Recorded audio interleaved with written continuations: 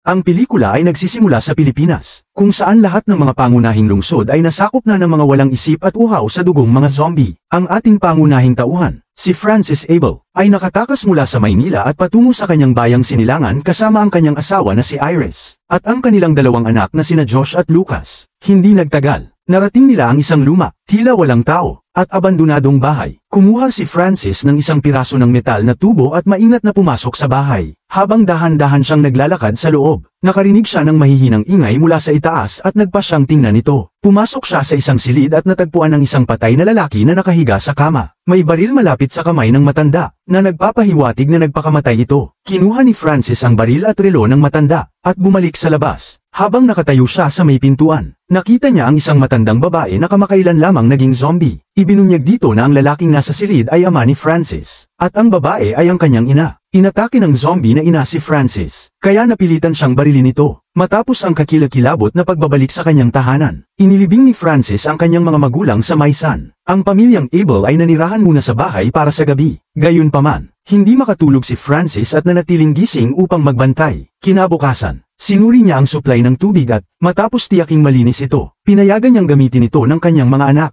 Ngunit halatang hindi masaya si Iris na natigil sila sa bahay na yon. Ilang sandali pa, isinama ni Francis ang kanyang panganay na anak na si Josh upang suriin ang isa pang bahay na malapit. Doon, nakahanap sila ng radyo, flashlight, at ilang manok sa kulungan. Natagpuan din nila ang bangkay ng may-ari, nakabigti pa rin sa bubong. Inutusan ni Francis si Josh na kunin ang mga susi na nakabitin sa sinturon ng bangkay. Habang sinusubukan ng bata na hilahin ang mga susi, bumagsak ang bangkay sa kanya. Nasaktan si Josh sa insidente ngunit hindi siya tinulungan ni Francis. Ginawa ito ni Francis upang turuan ang kanyang anak na harapin ang mahirap na sitwasyon ng mag-isa. Hapon na nang dalhin ni Iris si Francis sa basement ng bahay upang maghanap ng mga gamit o supply. Ibinunyag dito na dati siyang ikinukulong ng mapang-abusong ama sa basement bilang parusa. Bagaman halatang hindi pa niya lubos na nalalampasan ang trauma, nagpatuloy siya sa pagpasok sa basement at natuklasan ang isang generator na naubusan ng gasolina. Kinagabihan, habang kumakain, iminungkahi ni Iris na pumunta sila sa Hilaga, ilang milya lamang mula sa kanilang lugar, dahil hindi siya komportableng manatili roon. Ngunit iginiit ni Francis na manatili sila dahil mas ligtas ito dahil walang ibang tao sa paligid. Kinabukasan, nag-usap ang mag-asawa malapit sa Maysan sa paligid ng bahay. Dito nalaman na si Josh ay hindi tunay na anak ni Francis, kaya't hindi niya ito tinatreto ng pareho kay Lucas. Muling binanggit ni Iris na kailangan nilang pumunta sa Hilaga, kung saan sinabing naroon ang gobyerno. Bagaman labag sa loob ni Francis, pumayag na rin siya para sa kaligtasan ng kanilang pamilya. Hindi nagtagal, umalis sila gamit ang kanilang van. Si Francis ang nagmamaneho habang si Iris ang nagpaplano ng ruta. Mukhang maayos ang lahat hanggang sa aksidenteng mabanggit ni Josh na nakatanggap si Iris ng tawag mula sa nakahiwalay na kapatid ni Francis na si Diego. Dahil dito, nagalit si Francis at muntik nang mabangga ang van sa harang sa isang tulay. Napagtanto ng pamilya na hindi na maaaring umusad ang van, kaya iminungkahi ni Francis na bumalik sila sa bahay. Gayunpaman, bumaba si Iris mula sa van, may dala siyang patalim, at sinubukang alisin ang harang. Sa sobrang ingay, lumitaw ang isang sundalo na kamakailan lang naging zombie. Mabilis na rumisponde si Francis at binarilang zombie. Ngunit habang tinutulungan niya si Iris, dumami ang mga zombie sa likod ng kanilang van, at natrap ang kanilang mga anak sa loob. Mukhang malapit ng maipit ang mga bata ngunit nagpakita ng tapang ang mga magulang. Matapang na bumaril si Francis sa mga zombie at inilayo sila sa van. Samantala, nailigtas ni Iris ang kanilang mga anak. Nakuha ni Francis ang isang granada mula sa sundalo at sinubukang takasan ang mga zombie. Tumalon-talon siya sa ibabaw ng mga sasakyan at nakalayo sa mga zombie. Nang makahanap siya ng ligtas na lugar sa likod ng kotse, inihagis niya ang granada, pinasabog ito, at napatay ang mga zombie.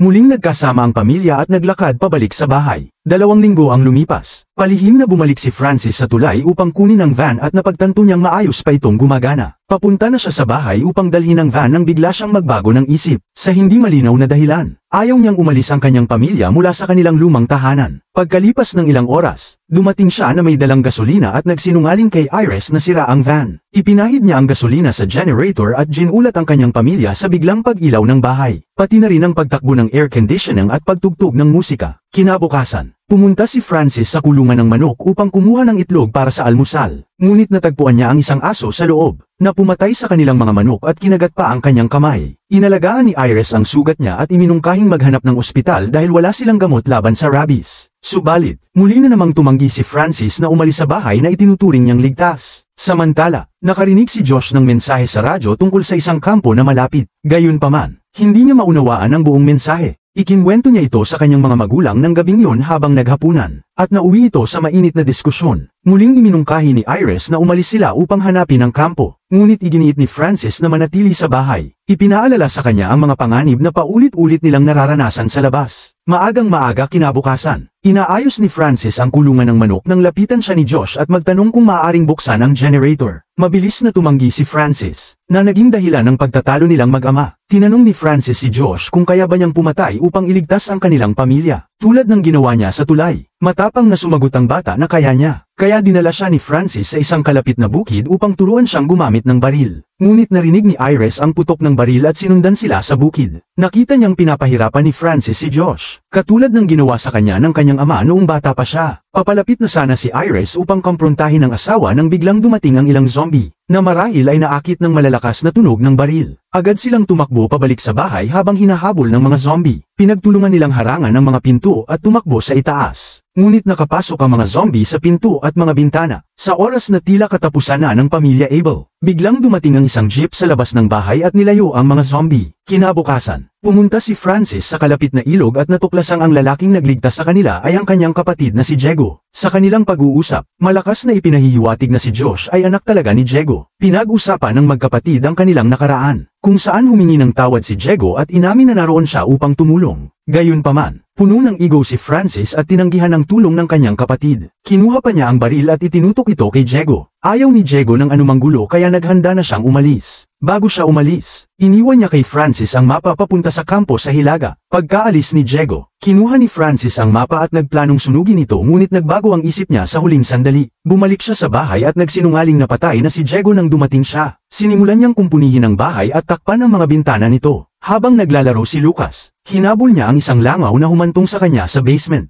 Nakita niya ang isang zombie na nagtatago sa likod ng bintana sa labas ng bahay. Dumating din si Iris at napansin na ang mga zombie ay humihina na sa paglipas ng mga araw. Napagtanto niyang malapit nang mamatay ang mga ito dahil sa kakulangan ng pagkain at nangakong babalik ang lahat sa normal. Hindi nila alam na si Francis ay nakikinig sa likod ng pinto ng basement. Hapon na nang matagpuan ni Francis ang isang zombie sa bukid na nasa mahinaring kondisyon at agad niya itong pinatay. Nagsimula siyang gumawa ng kwento. Sinasabing marami pa ring zombie ang gumagala sa bukid. Malinaw na nais niyang pigilan ang kanyang pamilya sa paglabas. Kinagabihan, habang kumakain, sinabi ni Josh na nakita niya ang isang mapa sa pagmamay-ari ni Francis. May mga direksyon ito papunta sa kampo sa Hilaga kung saan ligtas sila. Nang marinig ito, nagsimulang magpakita ng labis na pagiging makasarili si Francis at sinubukang kumbinsihin si Iris na manatili sa bukid at magplano ng panibagong anak. Ngunit tinutulan ito ni Iris. Itinuro niyang hindi na normal ang kanilang buhay tulad noon. Pinaalala niya kay Francis na dapat nilang pagtuunan ng pansin kung paano sila mabubuhay habang paubos na ang kanilang pagkain. Iminungkahi niyang siya ang lalabas upang maghanap ng pagkain sa paligid. Sapat na ang mungkahi na ito upang magalit si Francis at sinimulang ilabas ang kanilang mga problema sa relasyon. Inamin ni Francis sa kanilang mga anak na balak sanang iwan ni Iris ang pamilya bago nagsimula ang zombie outbreak.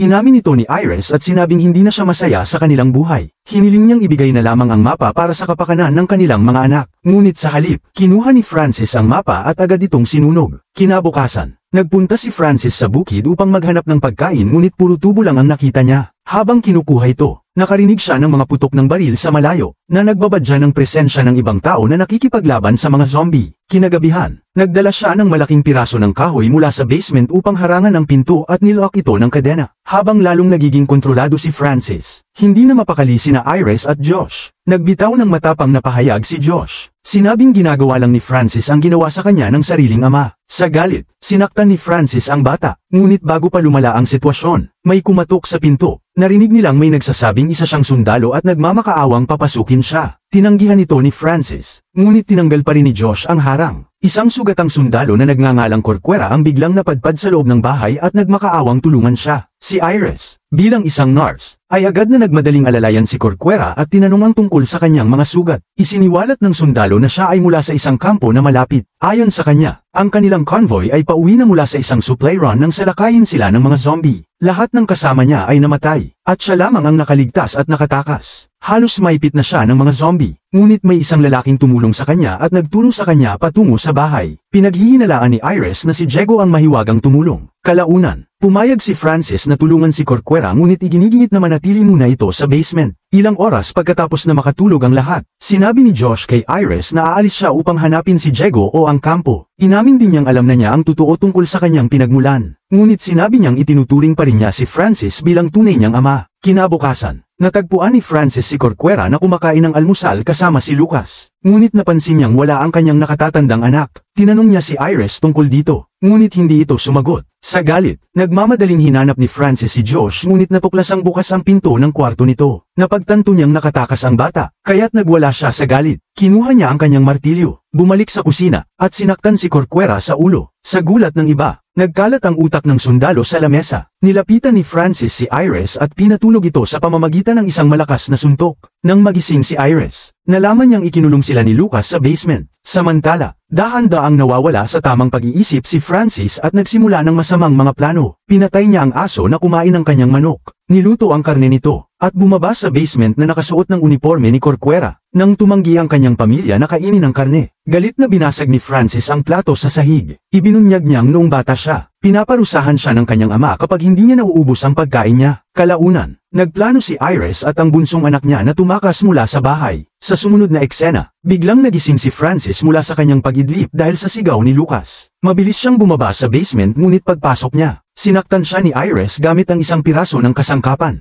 Nawala ng malay si Francis pansamantala, at kinuha ni Iris ang mga susi mula sa kanya. Sa wakas, nakatakas ang mag-ina mula sa basement. Pagkalipas ng ilang sandali, nagising si Francis at sinubukang habulin sila. Ngunit napagtanto niyang nag-iisa siyang naiwan sa basement, at nagsimula siyang magkaroon ng mga alaala ng kanyang ama na ikinukulong siya rito bilang parusa. Samantala, kinuha ni Iris ang ilang gamit, kabilang ang isang talam, at tumakbo palabas kasama si Lucas. Malapit na sana silang makalayo nang biglang salakayin sila ng isang zombified na Diego. Napilitang bumalik ang mag-ina sa loob ng bahay. Ngunit nahawakan ni Diego si Iris sa paa. Nang subukang tulungan ng bata ang kanyang ina, si Diego naman ang sumalakay sa kanya. Sa kritikal na sandaling iyon, lumabas si Francis mula sa basement upang iligtas ang kanyang pamilya. Napatay niya ang zombie ngunit hindi bago makagat si Lucas sa kamay nito. Ngayon, dalawa lamang ang kanilang pagpipilian, putulin ang braso ng bata o panoorin itong maging zombie. Sa emosyonal na desisyon, pinili ni Iris ang unang opsyon at nagsimulang maghanda para sa masakit na proseso. Sa kabutihang palad, pinakalma siya ni Francis at sinabing kailangang humanap sila ng ibang paraan. Sinabi niyang kailangan nilang dalhin ang bata sa pinakamalapit na medikal na sentro. Dahil dito, nagmamadaling pumunta si Francis sa tulay kung saan iniwan niya ang van ilang araw na ang nakalipas. Sa kasamaang palad, nagtapos sa trahedya ang mga pangyayari sa tulay. Nakita roon si Josh na naglalakad-lakad at may dalang baril na nakuha niya mula sa isang patay na sundalong zombie. Dumating din si Francis at agad na nakita ang kanyang van.